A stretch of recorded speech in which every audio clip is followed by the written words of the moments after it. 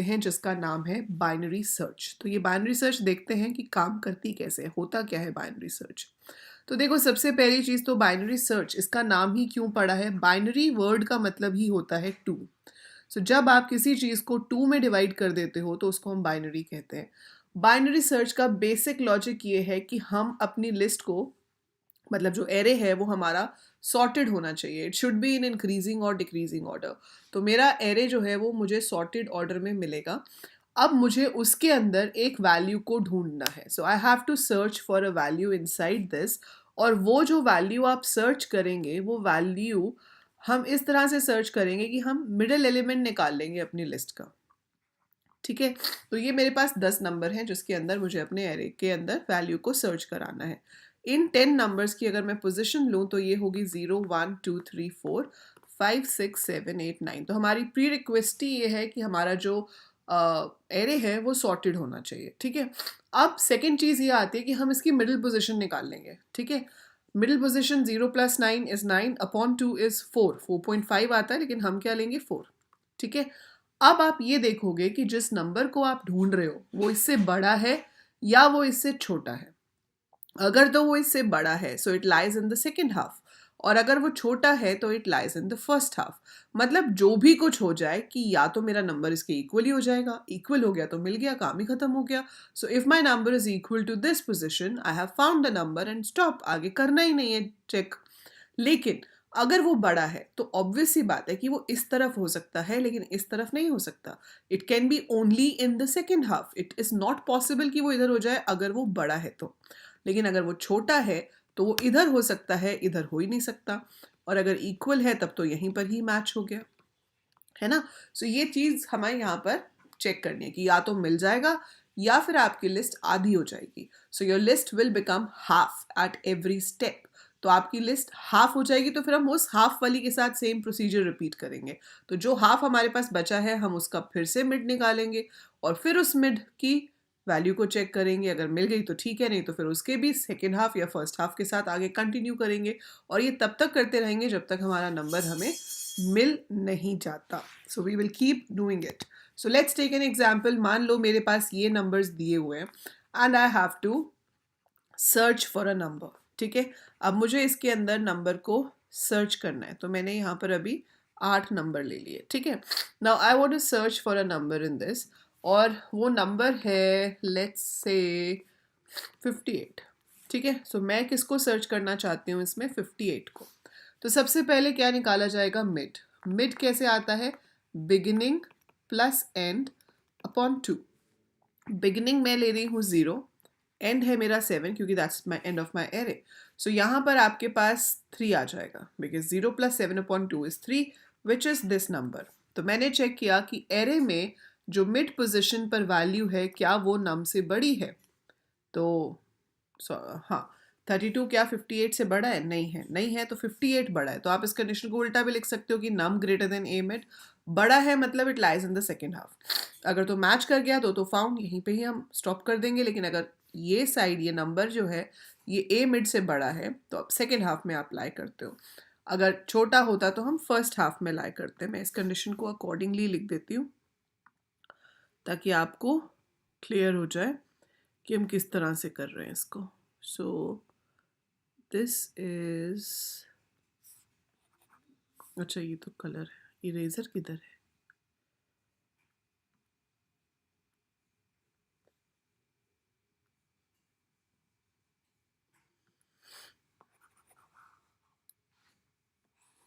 Okay fine, we got it. So चलते हैं वापस। अब मैं बता रही थी आपको कि इसमें हम चेक करेंगे कि अगर तो ए मिड मेरा नंबर के इक्वल ही मिल गया सो वी से इट इज फाउंड, काम ही खत्म, आगे काम ही नहीं करना। लेकिन अगर नंबर आपका ए मिड से बड़ा है तो आप सेकेंड हाफ में लाई करते हो, मतलब अब आपका बिगिनिंग यहाँ हो जाना चाहिए। So in this case you have to change your beginning to mid +1, जो कि इस केस में हमारा हो जाएगा। पर मान लो अगर ये फॉल्स होती तो हम चेक करते कि क्या छोटा है। अगर छोटा होता तो आपका बिगिनिंग यहीं रहता, लेकिन आप मिडिल से एक पहले अपनी लिस्ट को ख़त्म कर देते। मिडिल से एक पहले लिस्ट को ख़त्म कर देते मतलब कि मेरा जो एंड है वो मिड -1 हो जाता, ठीक है। बट अभी तो मैं आपको सिर्फ इस एग्जाम्पल के अकॉर्डिंगली बताती हूँ कि हम 58 लेके चल रहे हैं, तो भाई A3 पे 58 तो नहीं है, so A3 is not equal to 58. Now 58 is greater than A3. Yes, this condition is true. तो my beginning will change to 4 और इस कंडीशन को हम चेक ही नहीं करेंगे। नेक्स्ट आइट्रेशन के लिए जाएंगे, लूप दोबारा चलेगा। अब की बार मेरा बिगिनिंग 4 है और एंड मेरा 7 पे था, 7 पे ही है। अब मिड क्या आएगा, 4 + 7 दैट इज 11, 11/2 इज 5, तो 4 5 पे अब है 46 which is not equal to 58, तो 58 ग्रेटर देन A5, हाँ जी ये भी ट्रू है। अब बिगिनिंग हो जाएगा मिड +1, मतलब अब 6 हो जाएगा, ये कंडीशन फॉल्स होगी।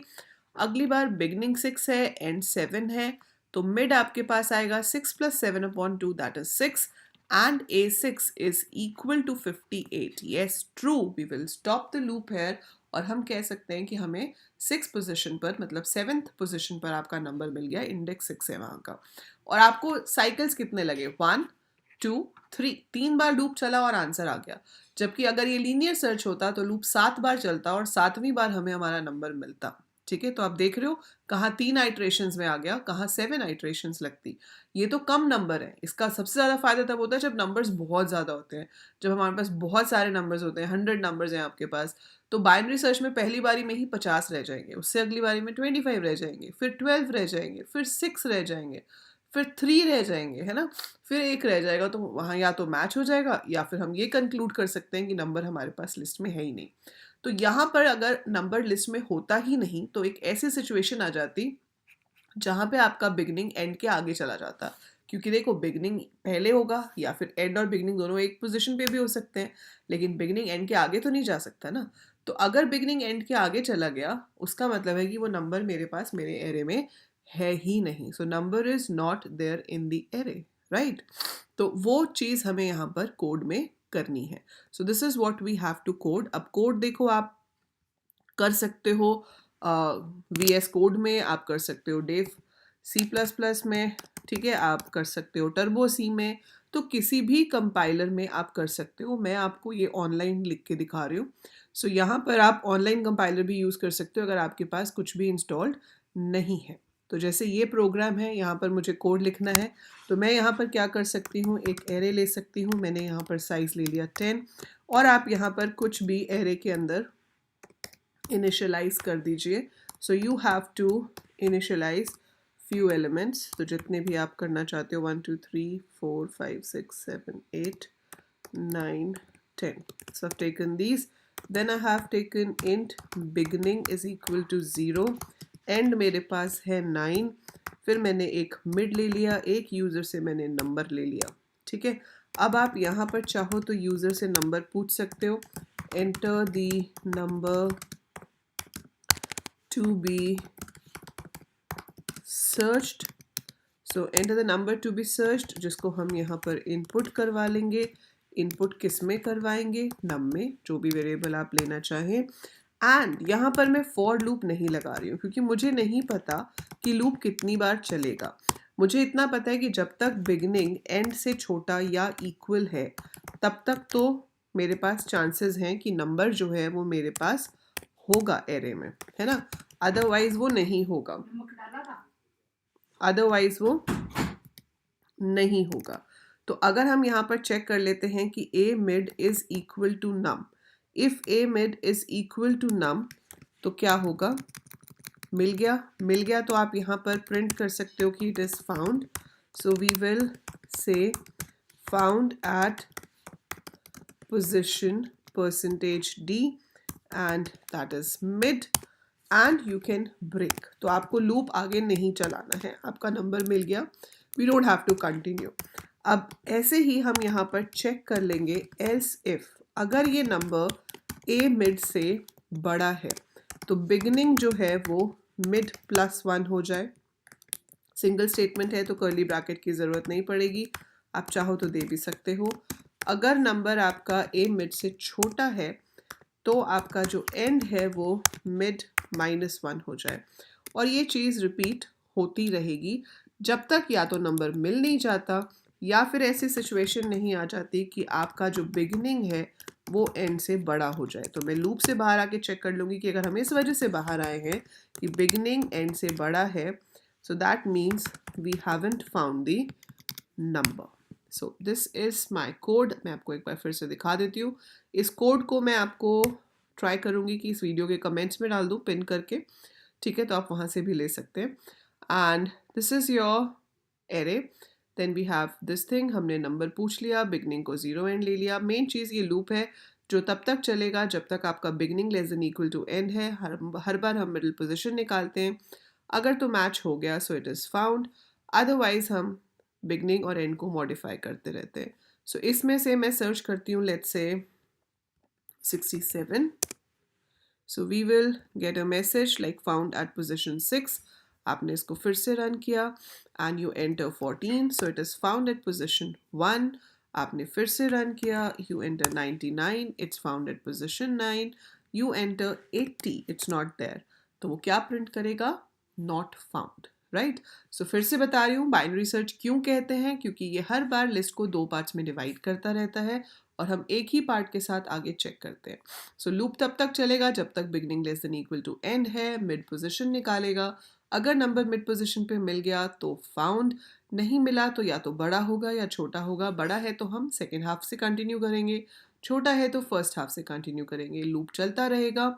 2 ही तरीके हैं लूप से बाहर आने के, या तो ब्रेक होके बाहर आएगा जब नंबर मिल गया, या फिर ये कंडीशन फॉल्स हो जाएगी, beginning less than equal to end. एक ऐसा पॉइंट आ जाएगा जब बिगनिंग एंड से बड़ा हो जाएगा और वो लूप से बाहर आ जाएगा। तो हम मेक श्योर कर रहे हैं कि अगर बिगनिंग एंड से बड़ा हुआ है तभी प्रिंट किया जाए not found. So that is your complete code for binary search. So I hope आपको इस वीडियो से बाइनरी सर्च का लॉजिक समझ आया होगा और सी का प्रोग्राम हम कैसे लिखते हैं वो भी समझ आया होगा। सो इफ़ येस तो डू लाइक द वीडियो, क्योंकि आपके लाइक करने से ही मुझे पता चलेगा कि कितने लोग इस प्लेलिस्ट में इंटरेस्टेड हैं और कितने लोग चाहते हैं कि सी प्रोग्रामिंग के ऊपर ज़्यादा से ज़्यादा वीडियोस चैनल पर आए। So do like, do leave a comment and do let me know कि आप कितने डिफ़िकल्टी लेवल तक सी के प्रोग्राम्स करना चाहते हो मेरे साथ। एंड या that is it for this video. Channel को सब्सक्राइब ज़रूर कर दीजिएगा because you're going to get not only C but many other programming languages over here, and share it with your friends as well. So that is it for now. Bye and I'll see you later.